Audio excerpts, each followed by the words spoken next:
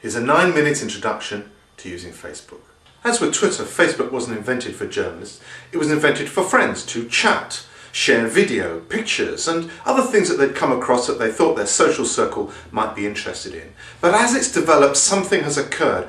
Corporations have discovered that it's a great way to meet their customers and potential customers. And we as journalists need to take a leaf from their book because they are way ahead of us in the way that they are using Facebook. Facebook is beginning to move down that route towards Web 3.0, the route that underpins our interest as journalists in social media, the situation in which content, hopefully from us, commerce, community and context are all brought together in a very personalised way. Facebook is the furthest mechanism down that route at the moment, and as such it's a great thing for us to be using.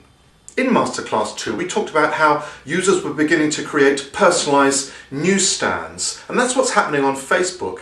People can invite our content onto their wall where it appears alongside content from their friends and for other publishers that they're interested in. Readers can become fans of us, of our content, and to invite it in onto their wall.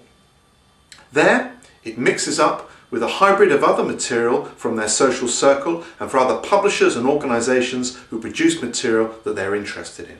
The result is a hybrid of personal communications from friends and material from organisations that an individual likes, enjoys, values and wants to follow. So, Facebook is a very special place and a very significant one for journalists to operate in. But we do need to learn how to use it properly, just as we needed to learn the best way of using Twitter. So this video is a short how and why of using Facebook. First, the why, because Facebook users are incredibly social.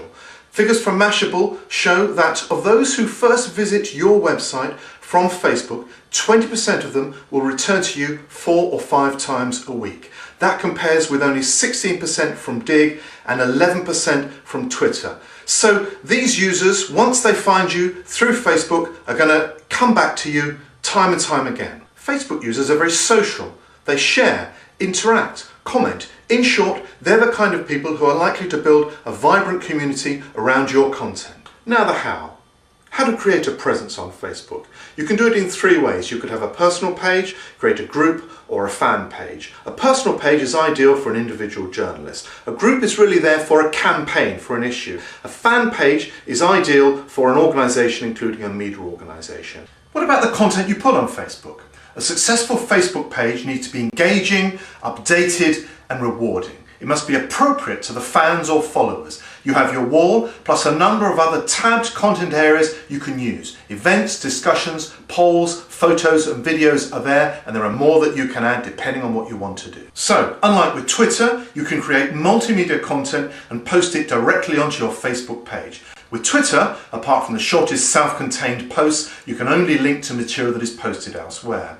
But remember, always link back to your branded website. The goal is to attract new audiences, to build their interest in your site, and to do that, you need to take every opportunity to get them back to the main site and show them the other great content that you have. Who is using Facebook well? Plenty of big corporations have learned how to use it as a marketing tool. A few publishers and journalists have done the same. We need to learn from those who are using Facebook well and learn fast. It already has 400 million users and is quickly becoming the one place people would like to be online. So we've taken on board that we need to fish where the fish are. That's an awful lot of fish. So let's look at some examples of people who are using Facebook well. One thing all effective Facebook pages have in common is that they get the tone of voice right. And that tone can start at the place where you describe yourself in your profile.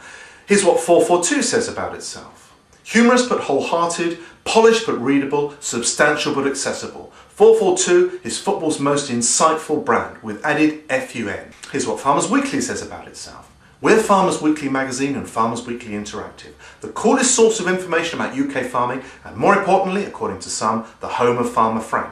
It has a mission, working for your farming future and having some fun while doing it. That sense of fun is reflected in the kind of content on the site. The news is quirky, a sheep abseiling down a telephone cable, for instance. That quirkiness is also seen on Ben & Jerry's site, where they've built an incredibly effective community. They get tens of thousands of fans voting on polls about their ice cream. They're building on the fact that their brand is well liked, and we need our brands to be well liked. If we engage in the right way with fans on Facebook and elsewhere, we can build that relationship. iTunes has a good idea. They have rewards for fans. Just by becoming a fan, you get 20 free songs. And if you're new to iTunes, they've got a series of tutorial videos on the page to help you get started. This is a smart move towards acquiring more users through Facebook. Not surprisingly, Facebook has its own fan page, and on that it introduces its team. There are videos that tell you a lot about that team, who runs it, how they run it, and the story behind each application. Often readers of magazines, newspapers, viewers of TV, listeners to radio shows feel that the writers and presenters are very distant. You can begin to break down the barriers by introducing yourself, by telling them a bit about what you do, how you do it, and inviting them to comment and get involved with you in that process. A number of brands create competitions that, as well as offering prizes, get fans to demonstrate their skills, particularly in something appropriate to the web, such as making videos. Coke, for instance, has an enormous social media campaign called Coke Happiness. Fans can create videos on the theme of happiness and submit them to the Coke page. There's a player you can embed in your own Facebook page or elsewhere to view videos from fans and also official ones from Coke. Coke will have 3 winners who go to more than 200 countries in a year to uncover what makes people happy.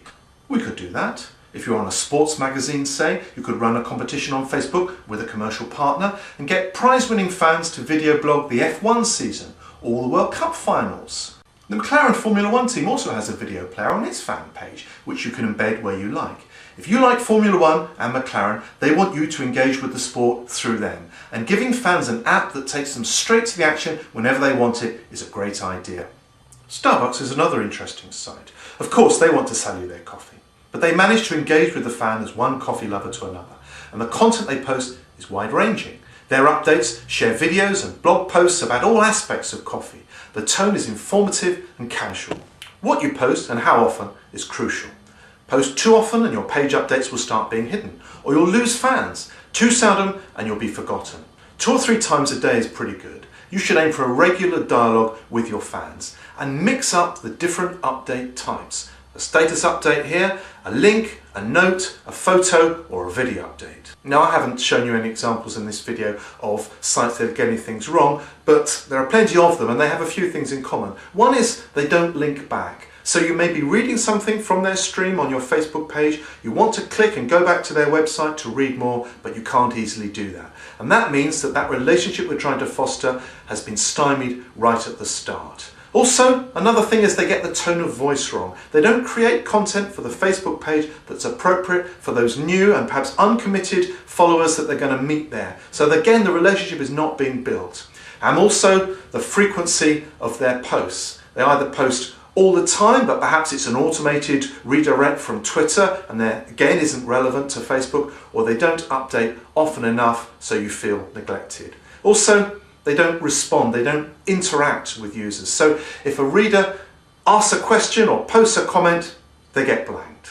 Well, this has just been a very quick introduction to Facebook. You'll find more on the masterclass, a lot of text, a lot of links and other material. Also, check back regularly on Multimedia Journalism, a Practical Guide, because this is an area which is developing very fast. There'll be a lot of updates in Facebook and how we can use it, and there is also a lot more to be said. Once you've got a decent page operating for you, there's a great deal more that we can look at, and we'll be doing that in the near future.